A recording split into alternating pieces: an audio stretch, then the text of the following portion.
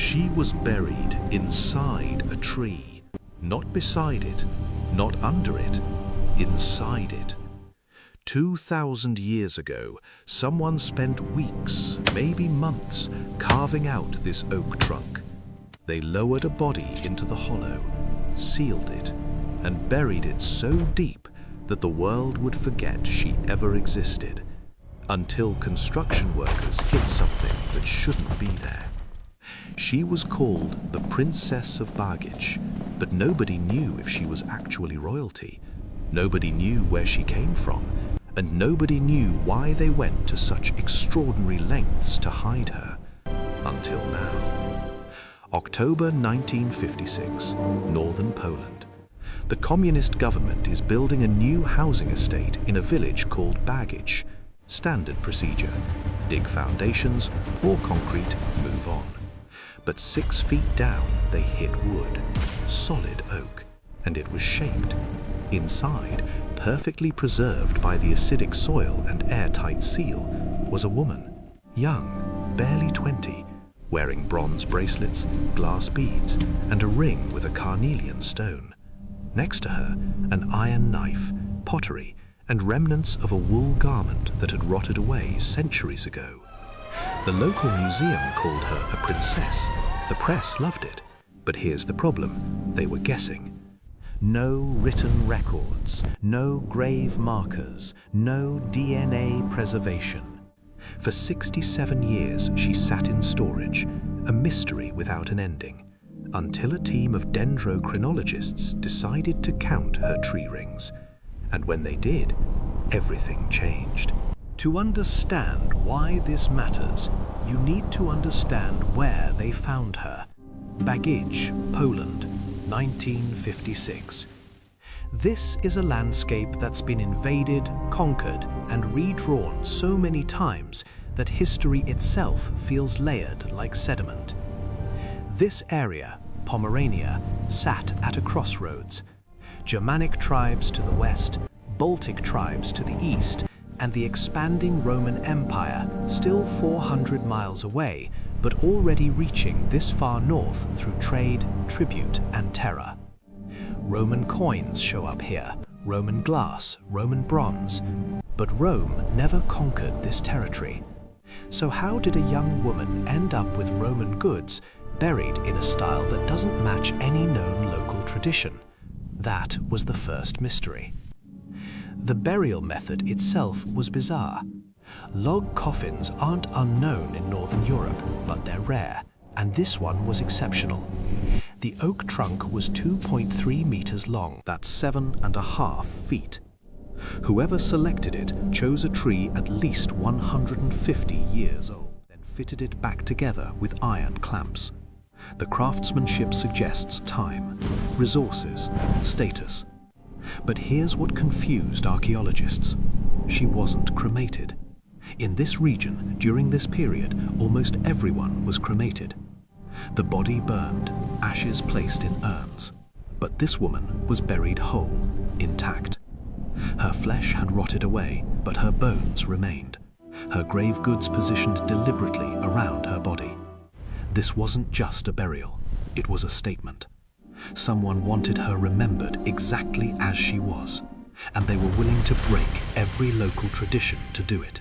For decades, she sat in the Koszalin Museum, labeled Princess of Bagicz, dated vaguely to Roman period, and that was it.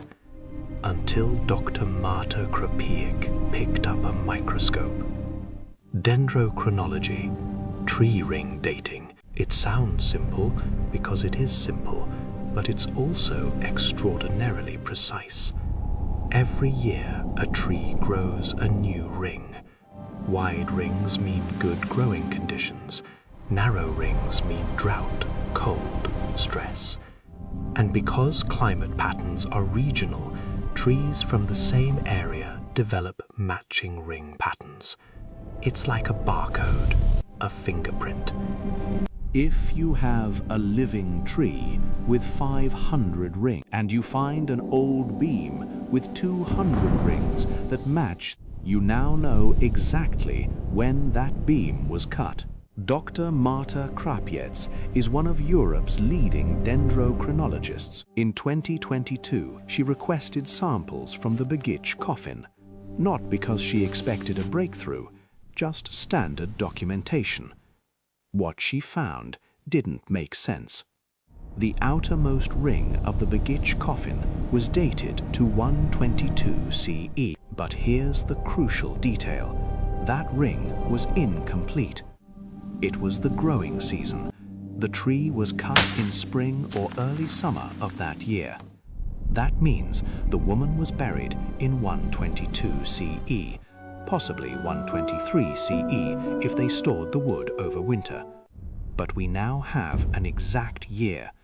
Not Roman period, not 1st, 2nd century, year 122 of the Common Era.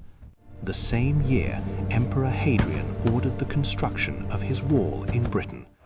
The same year, Jewish rebels were being crushed in the Bar Kokhba revolt. The same year, historically speaking, that we can now place this anonymous Polish woman. But the precision revealed something else, something that challenges the princess narrative entirely. The tree was local, grown within 50 kilometers of the burial site. So she wasn't an imported Roman noblewoman, she was local, or at least buried with local resources by local hands. So why the Roman goods? Why the extraordinary burial? Princess of Bagicz.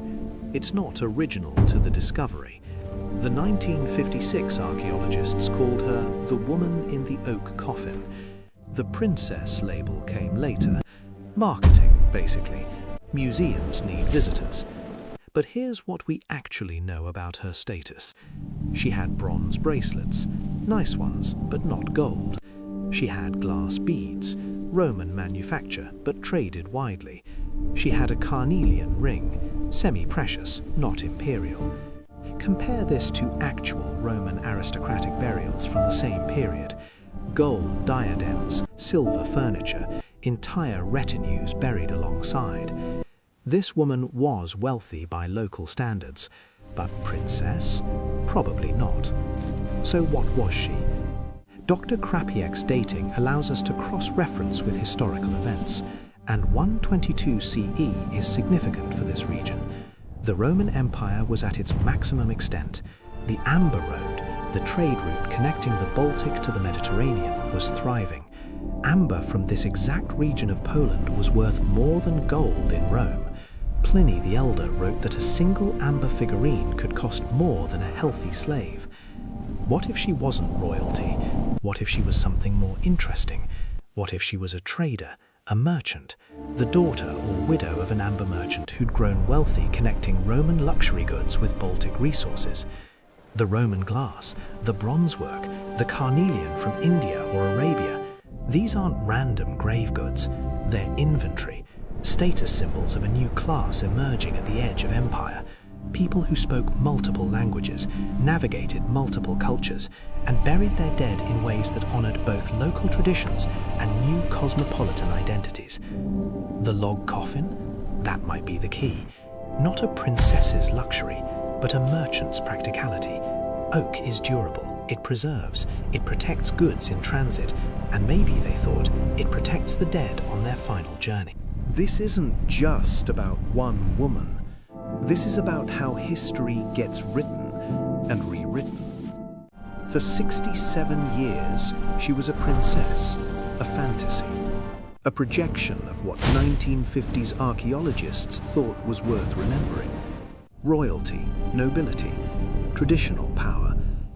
But the real story might be more revolutionary. A woman of commerce, a connector of worlds. Someone whose wealth came not from birth, but from brains, from negotiation, from understanding that the future belonged to those who could move between cultures. Sound familiar? The Dendrochronology didn't just date a coffin. The Princess of Bagicz is still in the Koszalin Museum, still labelled that way actually. Old habits die hard. But visit her now and you're seeing something different. Not a mystery, a person, dated to the year. If you want more stories about how science is rewriting history, subscribe.